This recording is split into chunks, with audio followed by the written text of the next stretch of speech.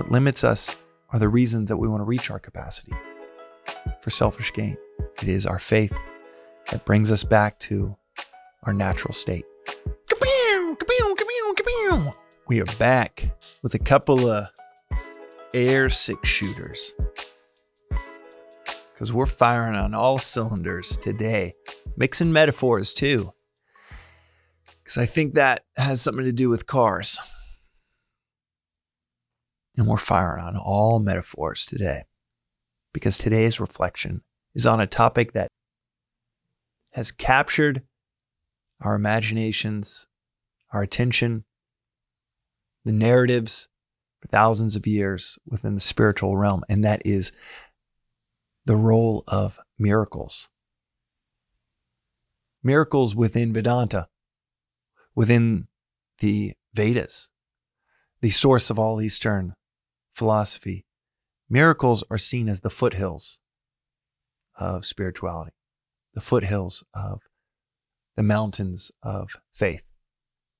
In other words, they're seen as, in many ways, as tricks to get people's attention, but not much more than that.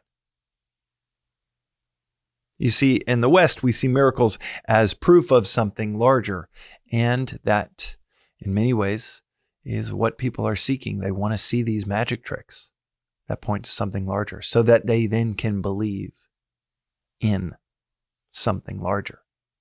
But even with someone like Christ, perhaps the figure in history that we talk about in the West the most when it comes to miracles, even Christ, over and over and over again, healing the blind, raising the dead, he would say, "It's your faith that healed you." We so desperately want to believe in some external magician that just solves our problems for us, or is the performer of some act that then gives us the reason to believe in something larger. But it's the other way around. Christ would say over and over and over again, "It is your faith that healed you." It wasn't the miracle that then led them to faith. It was the faith that then led to the miracle.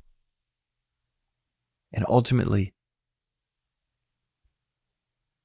healing yourself is just a stepping stone towards liberation. It is not liberation. Miracles are seen as the foothills, as it said, within Vedanta. They are not the peaks. They are not the mountains. They are something you see, you notice. Maybe it's a miracle in your own life, but it is so far from the heights that we are capable of reaching. Maybe you've heard of miracles. Maybe you want to see miracles so that you can say, all right, this must be the truth. But the real mountains are mountains of what's called shraddha, faith. Determined faith is the proper translation into English. There's no real English word for it, but determined faith. Determined faith to reach the top of Everest. That determination, that faith that you can get there exists far, far before you ever reach the summit. And it's not just faith of, oh, it's going to happen. It's determined faith. This is going to happen. Not a hope. Certainly not a belief in some external wizard, magician, miracle worker that's going to do it for you. It is through your own doing. It is through your own faith. One sage in this philosophy once said, and when it comes to miracles, I give them what they want so that they want what I can give. There is something to a miracle. There is something to the magic trick that draws people in, that brings people closer, but is only for you to get close enough to see what the words of these masters have to give us. There's another sage, Ramatirtha, that said, I could teach you how to walk on water. It'd take you 30 years, but the reason you won't be able to is the reason that you want to.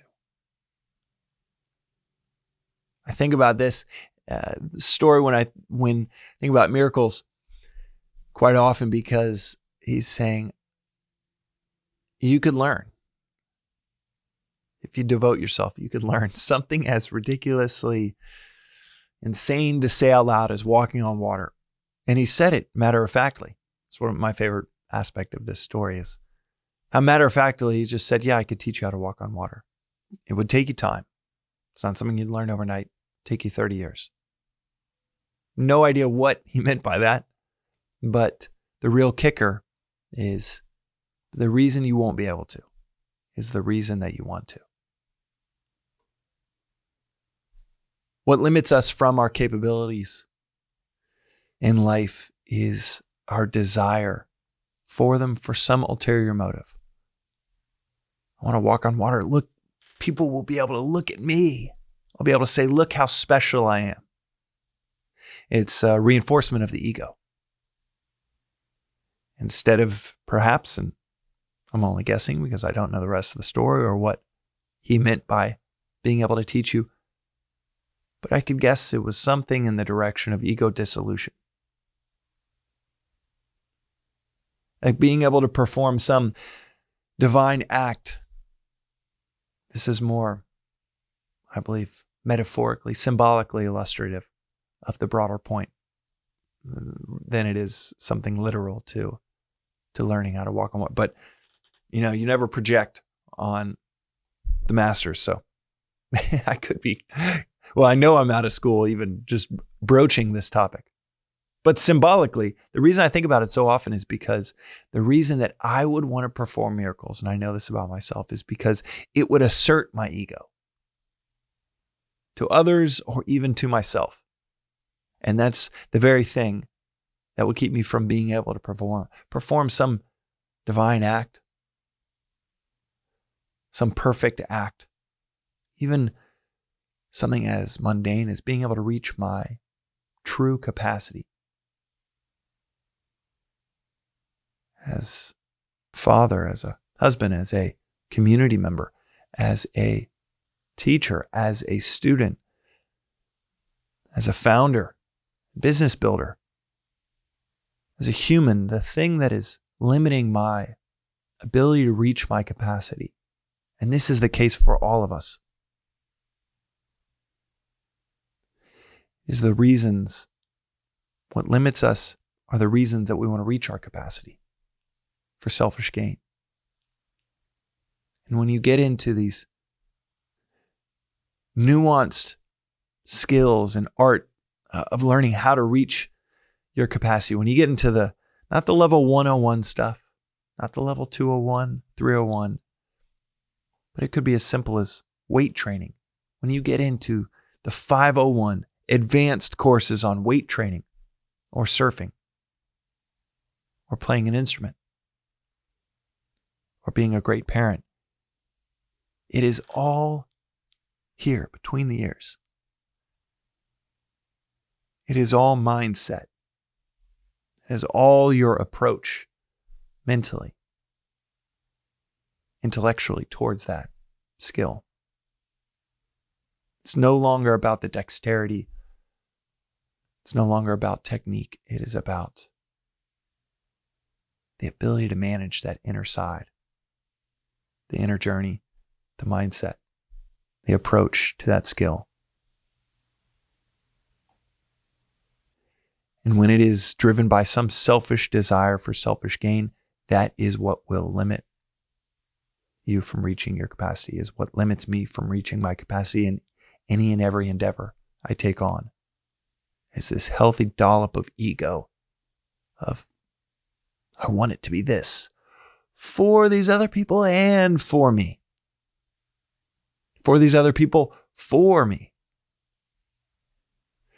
For me, for these other people, but also for me. All these different strange sequences where me, myself, and I are still very in the equation, very squarely in the equation.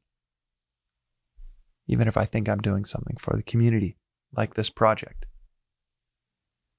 there's still a healthy dose of ego in everything that I do. And it comes out in that articulation from Ramatirtha when you get close to this topic of the role of miracles, beyond just a siren call to get your attention, then the desire to be involved in one, the desire for it to fortify your faith, the desire to want to do them for others. Heal someone, it could be as seemingly noble as wanting to heal someone you know that's in a great deal of suffering and pain. Do you want to heal them for them? Or do you want to heal them for the pain that it causes you to see them in such a state?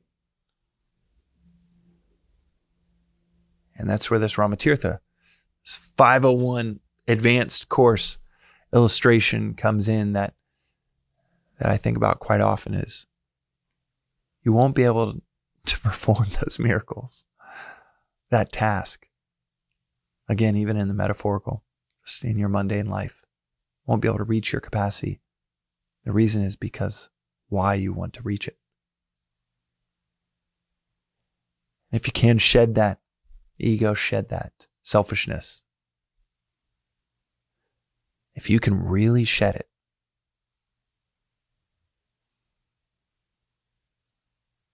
total capacity and all the miracles under the sun are yours.